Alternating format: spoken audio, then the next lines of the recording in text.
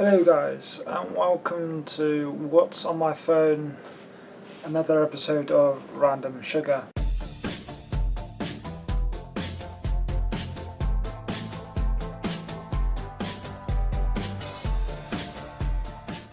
With this video, I'm going to show you some of the apps on the actual phone itself. I won't show you every single app on the phone as it will just take too long. So I'm going to go over some of the apps briefly and some of the apps in depthly. So if you like gaming, this might be a good video for you to find out some new gaming apps on the phone that you can get. Some reviews before you install if you like. I will leave all the apps that I do list below. Some of them like Facebook and Twitter I'll go over briefly, but a lot of these I'll go into depth, so if you're interested please keep watching. I've got a red case. What I love about this phone, just to talk about a bit about the outside of it first, is that if you remove the case like so, it's plastic, but as you can see it's like rainbow shiny stuff, so which I quite like. Facebook, everyone should own, well not should, but everyone has Facebook, or most of the population, most of the people who are watching this probably have Facebook or know of Facebook, so I won't go into massive details with that. My Google Drive is a bit like the OneDrive, which funny enough they're together, and they've got all the different photos. They'll give you a certain percentage, like certain lot of gigs, so I think the OneDrive has got 5 gigs, and the Google Drive I don't really use an awful lot, but it's a good if I don't have room on my OneDrive, which normally is the case. My next one is Fitbit. So as you can see, the facts, so it tells you the steps. It kind of works out how many levels, so stair levels, how many miles, calories and time that you've spent active. It goes through your sleep patterns, your exercise. You can say that you've been walking, running. It tells you about your heart rate. What I like about this one especially, it tells you if you've got a good heart or a healthy heart, or a bad one, and it really goes into details. So with me, it's very consistent.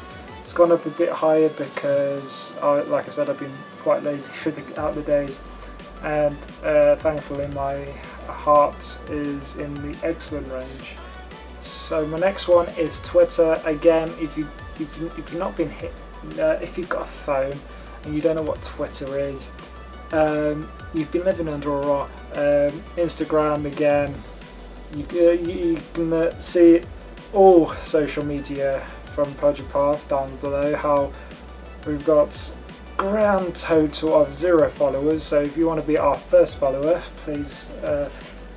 TikTok, again, we've not been uploading an awful lot on TikTok, to be fair.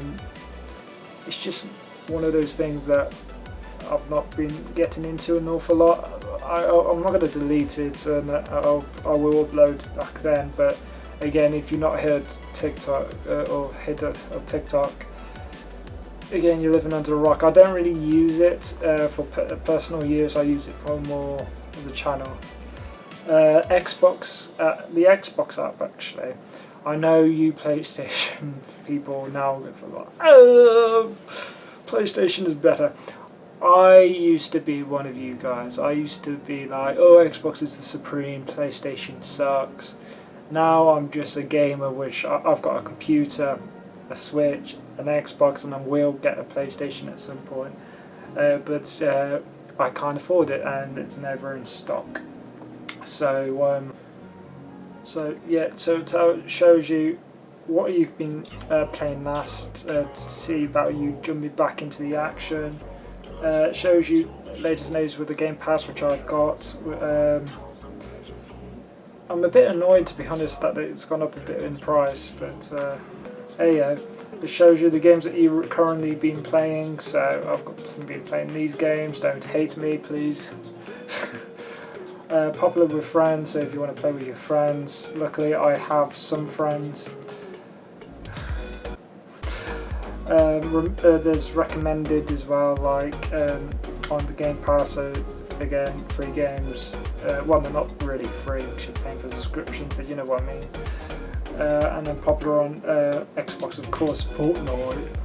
I think Warzone is dying now because of cheats and people who live in the dark cellars on their console or computer cheating.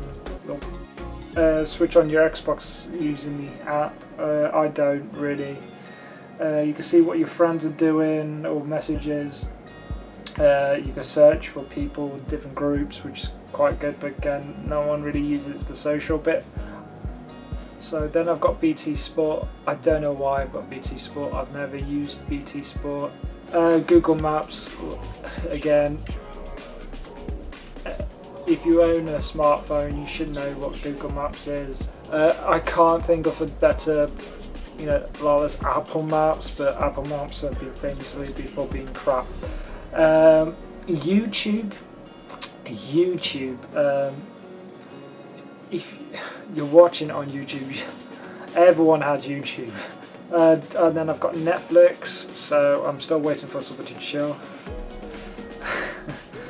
Oh god, I'm sad. Then I've got Disney Plus. Both are very good. I like both, a lot of content on there. Those two. Yeah, I really like those two. I'm going to come stuck here. I'm going to pronounce it wrong.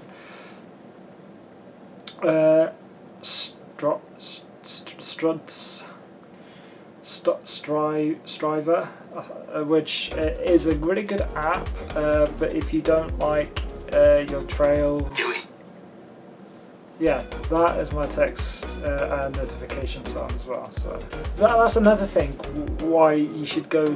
You can have any phone ringtone or anything on.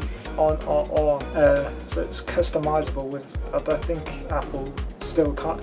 Apple's very restricted.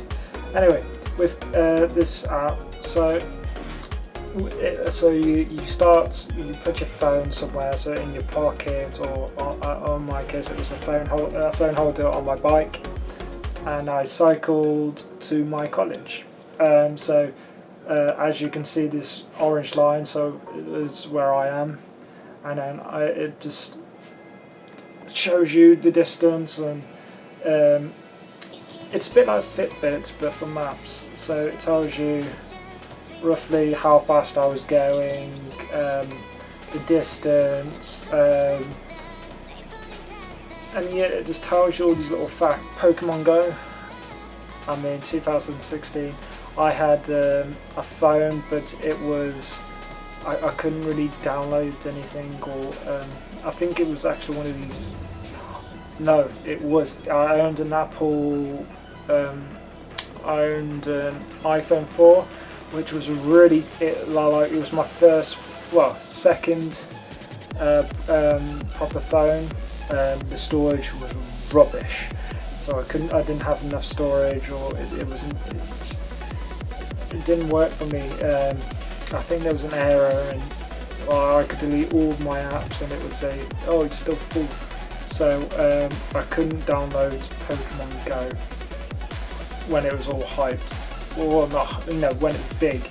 So that was really frustrating. So when I got an Android, I was flinking my fingers. Top 11 is a football strategy game. I'll go into depth with this one. So as you can see, it's a football manager game. So you've got special sponsors where if you complete goals, like challenges, you can buy youth players or young players that are like super star rated, because it's more about star rating more so than like numbers like FIFA. The assistant will tell you kind of what's what in your team. League, you've got Super League or Champions League. You've got the cup, and then if you want to join a team of clubs, you can compete for those kind of things as well. You can add friends. I've got Joseph Mourinho, obviously it's AI, everyone's friends with Jose on this game, so there's nothing really special. And then obviously you've got messages as well. So then you've got squads, you can do your different squads. So yeah, like you can change players in and out. Pretty standard. Your training, transfers where you can buy players from like it's pretty much like a market. You can scout. This is what I mean, scouting players, but obviously they're kind of costly. Notification. This one where you can kind of talk, make deals to swap and buy players, and then assistants will offer daily players as well, and so forth. Youth academy is where you choose players and you coach them up, and then fixtures, and then it's just stats as well.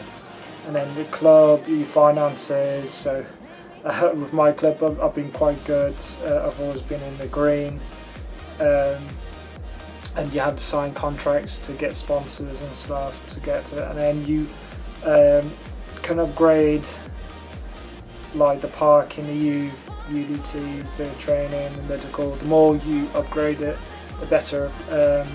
More money comes in, more people can watch, and so forth. So yeah, that's Football Manager. So this is part 1 over. I'm going to hopefully do part 2 very soon. So I'll catch you guys in a bit.